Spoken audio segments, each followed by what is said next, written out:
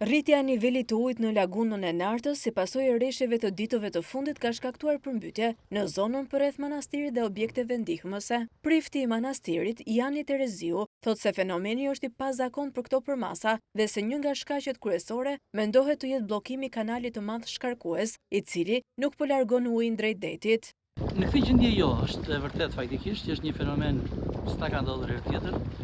por realiteti është që ka bërë shumë dëm. Një nga arsyet që unë mendoj dhe disa banorë të zonës që ne kemi folur të kemi marrë mendime, mendoj se është edhe bllokimi i dalanit të madh, kanalit të madh furnizues dhe shkarkues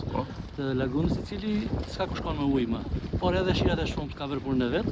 dhe detyrimisht që uji s'ka ku shkon dhe do të ngelet në godinat e katit parë, ka futur ujë. Ndërkohë, drejtori i Drejtorisë Rajonale të Trashëgimisë Kulturore Vlorë, Orgest Feimi, bën të ditur se specialistët kanë zhvilluar inspektime në zonë për të verifikuar gjendjen e monumentit dhe strukturave përreth. Dhe për verifikohet situata brenda në manastir, por që qoftë edhe në objektet dimse të manastirit,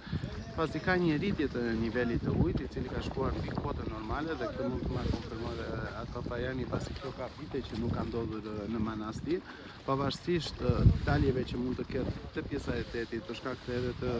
tombinove, siç u përmendëm më përpara, që mund të jenë të bllokuara apo mund të ketë nevojë për pastrim, por kanë ardhur edhe specialistët e drejtorisë, arkitektë dhe inxhinierë, të cilët do të bëjnë verifikimet përkatëse, por dhe për të shmangur, por edhe për të parandaluar raste të tilla që mund të ketë në vazhdimsi. Situata po trajtohet në bashkëpunim me Kishën Ortodokse Autoqefale të Shqipërisë, Institutin e Trashëgimisë Kulturore dhe me mbështetjen e Bashkisë Vlorë, me qëllim hartimin e një projekti të përbashkët për ndërhyrje afatgjat dhe për mbrojtjen e trashëgimisë kulturore nga fenomene të ngjashme natyrore.